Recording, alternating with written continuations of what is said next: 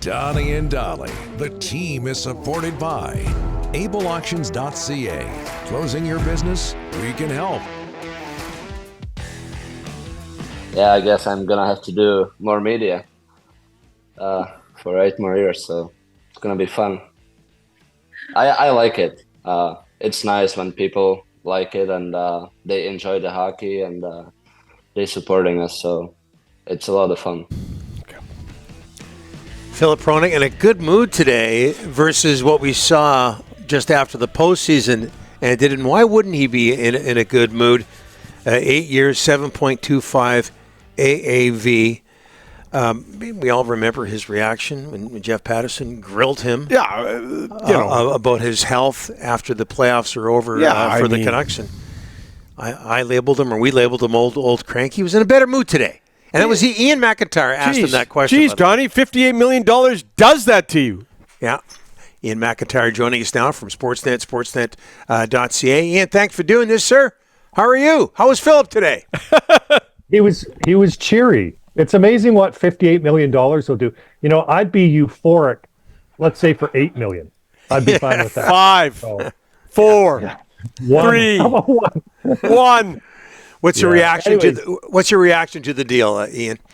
Well, I'm happy that Filip's happy, first of all.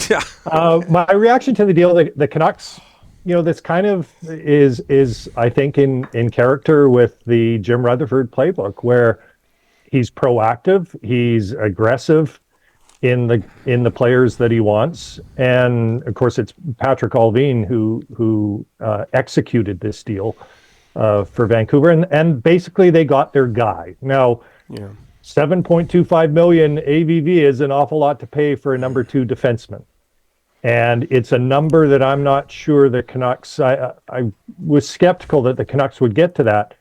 It's a completely fair deal. You know, it's probably, especially since we're going into this period of incredible inflation in the NHL. The next 3 years, there's going to be more inflation than we've seen in the salary cap era. You know, the contract is fair. There's guys who are going to get a lot more in the next couple of years, but it's a lot of money to pay. But the Canucks got their guy. They've had the left side superstar Quinn Hughes for 5 years now, and now they've got their right side guy for the next 8 years. Makes it more challenging to fill in that defense around them, and add the forwards that they need to add. But the Canucks got their guy here. How do you explain, Iain? And he said, end of the postseason press conference, that he was okay physically. How do you explain his drop off last half of the season and into the playoffs? Statistically. Well, I think, I mean, the whole team dropped off offensively, so he wasn't alone in that. I do think that he was playing through something. We could see that he had his wrist/forearm fairly heavily bandaged for several weeks towards the end of the season. I also think it's partly that other teams started to figure out Hughes and Hronek. And I remember talking to Quinn about that in January or February, that teams had adjusted to them, and now it was up to them to adjust. Let's remember, Hronek, this was his first experience going to the playoffs and being in the playoffs, and that he's only 26 years old still. So hopefully he's going to learn from this experience. Hopefully there's going to be more evenness to his game. I mean, there has to be. If you're paying a guy $58 million, you have to know with some degree of certainty what you're going to get from him. And I think another part of this, and Patrick Allvin touched on it yesterday when he spoke to us, they think there's another level for Filip Hronek as well. Like, I'm calling him a number 2 defenseman. Maybe he's 1A. Maybe he'd be a number 1 defenseman on some other teams in the NHL. But whatever the designation, the Canucks feel this is a player who can still get better. And I think we're probably going to see at least a little more next season, Filip Hronek driving his own pairing. And of course, a lot of that is predicated on who else is on that defense. But I think to really maximize what Filip Hronek offers, you probably have to put him in a position where he can do more than be a complementary player to Quinn Hughes.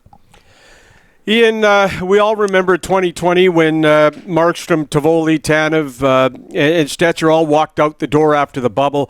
Like, look, we're getting down to July 1st. Joshua, Zadorov, Myers, Bluger, Lindholm still not done. Are you concerned? Are we looking at another 2020 here?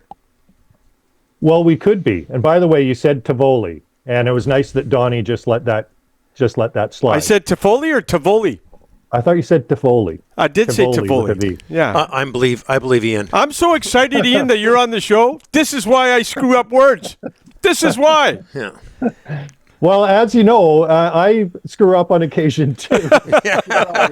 We all do. We all do. Believe me, my friend. Believe me. So am I worried about 2020? I'm worried about a repeat of 2020 in this respect. If you go back to 4 years ago, and let's remember again, there are some similarities in the arc of that Canucks team to what they did this season. They had just broken through. They'd had some success in the playoff bubble. Not to the degree that this team had success this season in a real Stanley Cup tournament and in a real regular season, 109 points in a division championship. So this season was better than what it was in 19 and 20. But if you go back to that free agency period, I think other than Toffoli, where clearly the Canucks should have been more proactive under Jim Benning and gotten him re-signed and not waited until the point where he signed with somebody else. But other than him, you could look at all the individual deals, Markstrom, Tanev, and you could go one by one and say, yeah, okay, well, money's tight. I'm glad the Canucks didn't make that deal, and now they'll do this. You could defend individually allowing each player to leave, but you could not account for the damage that it was going to do to the identity of the team and the leadership of the team and the chemistry on the team.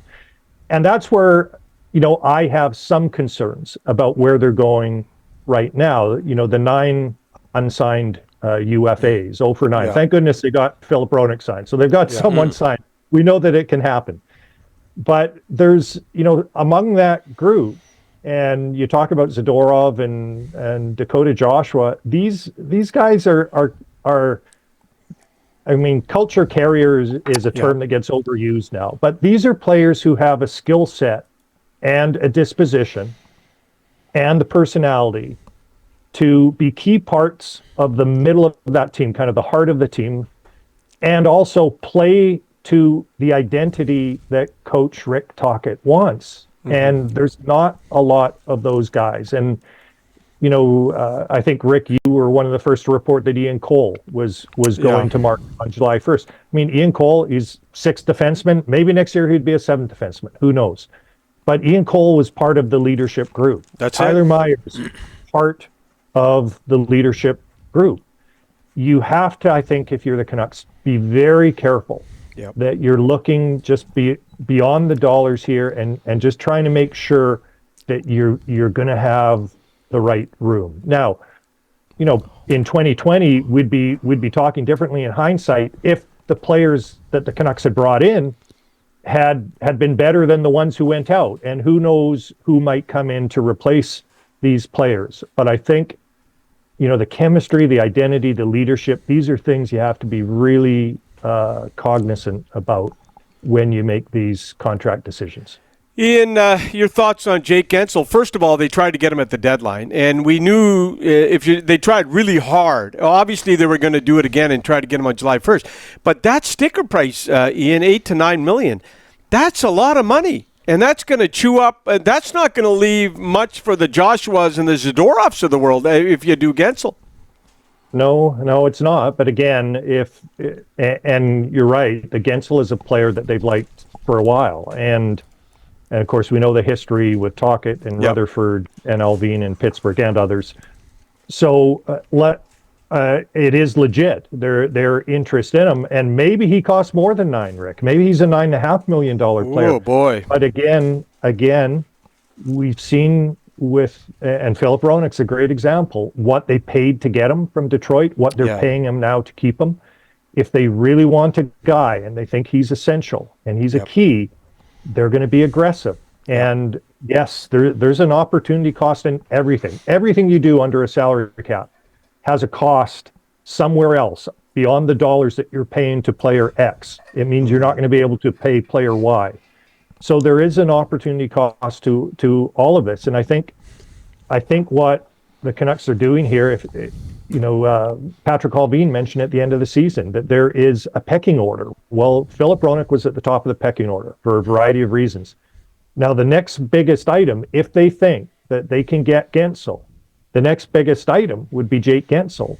And that may be having a cool down effect on all their negotiations with other players. I know that you, Rick, talked to agents more than anybody in this market. But one of the agents I talked to in the last couple of weeks said he thinks the Canucks, they're trying to save their money because they have, big pieces in mind. And one of the big pieces obviously was Filip Hronek, but we know from what they said at the end of the season, needing a top six winger, they've got another big piece that they're going to target. And if it's not Guentzel, it's going to be somebody else who costs quite a bit of money in free agency. So we'll see how much money is left. Allvin saying yesterday, I think what we all knew, that they're not going to be able to re-sign all their free agents. And 9 UFAs, that was never realistic.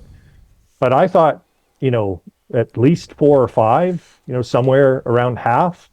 And right now, they're going to have to go a little bit to get to half of the 9. Yeah, time is ticking. Before I let you go, Iain, what do you think the reaction would be if they signed Jake Guentzel and were unable to sign Tyler Myers and Nikita Zadorov, given that Rick Tocchet and the rest of the organization seem to go out of their way and express their desire for size on defense? What do you think the reaction would be, not just with the team, but with the fan base?